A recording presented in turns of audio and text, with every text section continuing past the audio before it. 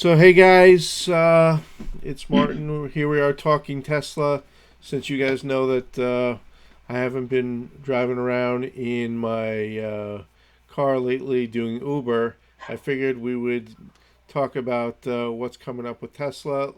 Um, I had a discussion with my buddy Dave here, who has tremendous foresight in many companies, many technology companies, probably the best that I've ever seen, going back to 1998. If you remember when Amazon went public, they were just selling books. They were competing with Barnes and Noble.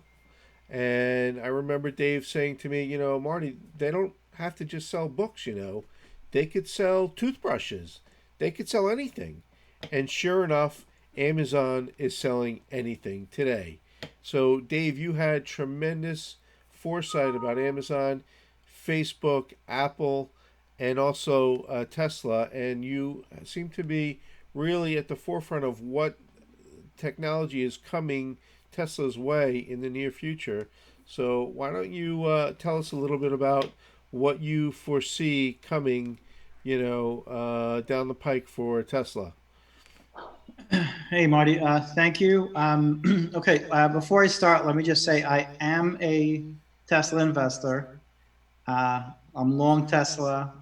I don't really trade or sell their shares or anything like that. Maybe I buy shares once in a while. So just want to make that clear with everybody. Yeah. What do you think is coming down the pike that really excites you? Well, we know that the battery aspect is pretty big.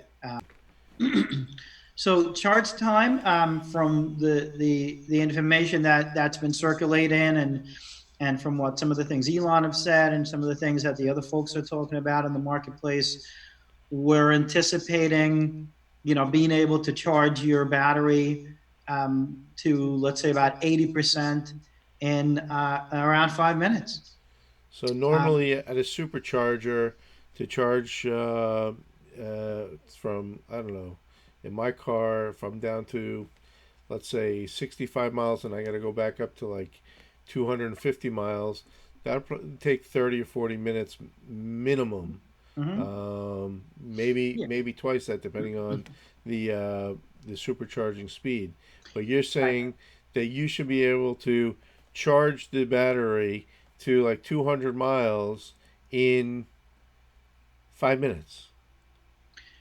That's what we're anticipating, and again, it does. It would require the latest supercharger chargers that are being installed out in the public, which I think is version 3, and also the latest, battery technology that needs to be in the car. Obviously, the latest, also the latest computer system in the car, because all of those things work hand in hand. So what is the Uh, difference between the how do you expect that to happen to go from 30 to 40 minutes down to 5 minutes? Well, what's going to change?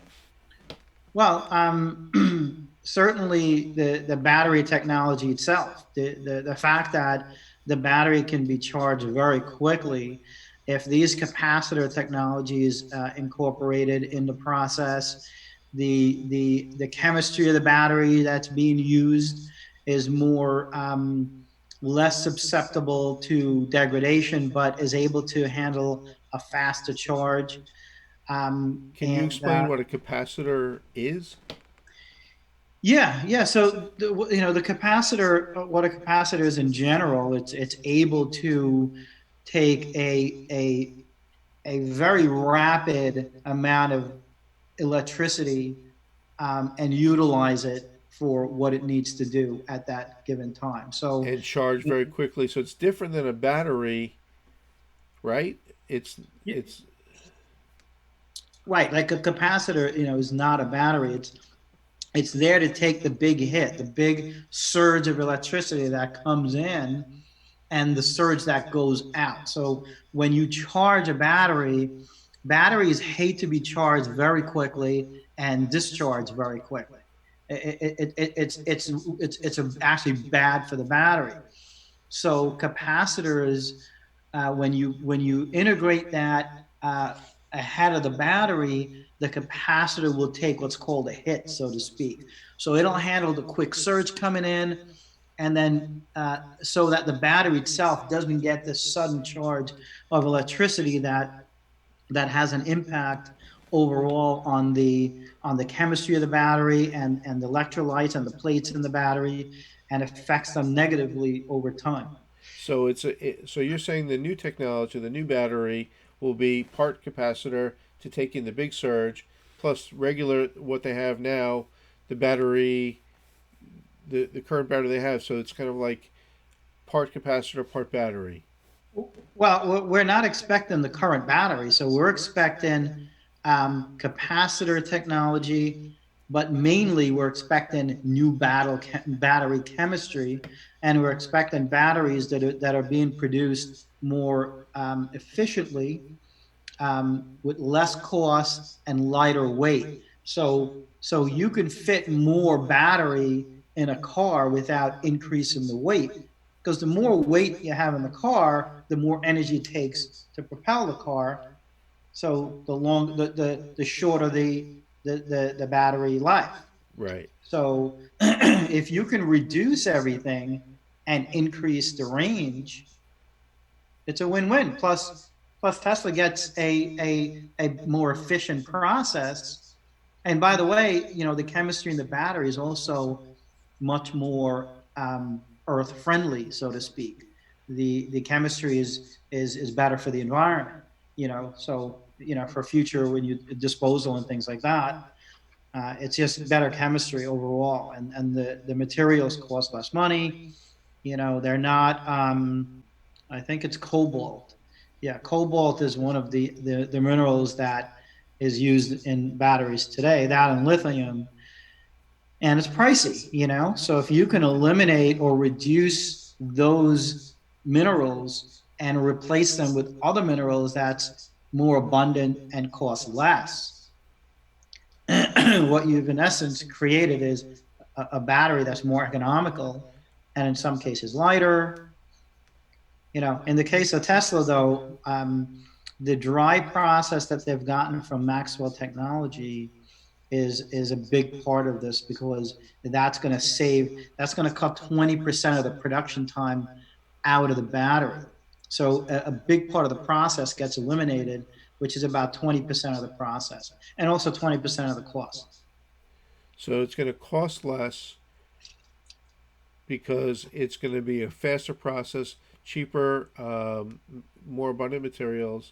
They're going to add a capacitor to increase the charging capability, the speed of the charging capability, and increase the range, I guess. Yeah, So if yeah, that, and let me just say that the capacitor piece is speculation. We don't know, at least I don't know at this time for sure, if that announcement is going to be made where the capacitor is now a part of the whole configuration.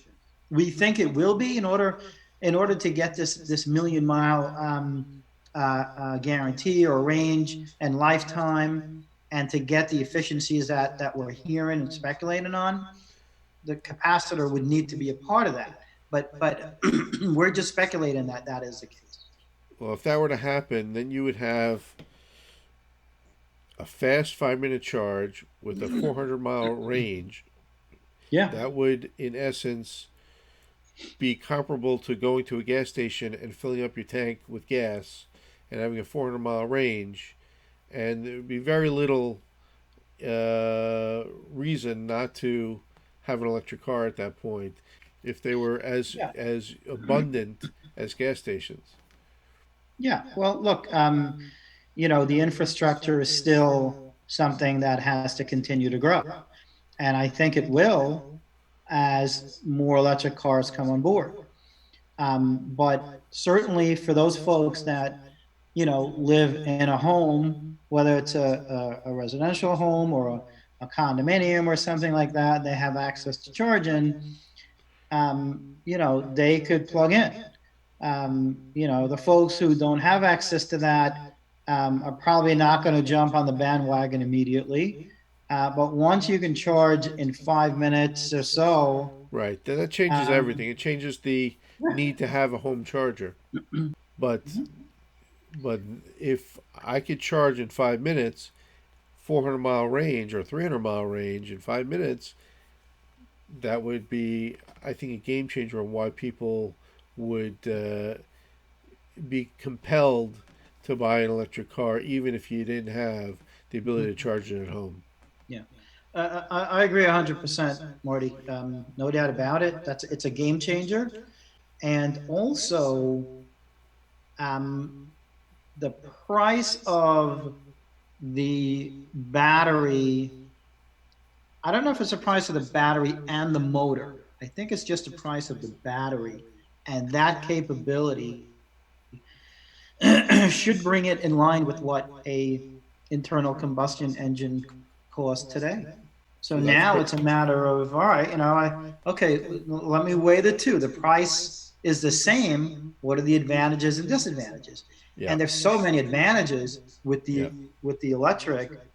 I mean, it's tremendous. I mean, you have a Tesla. When was the last time you had maintenance done on I just changed the tires. That's it. it?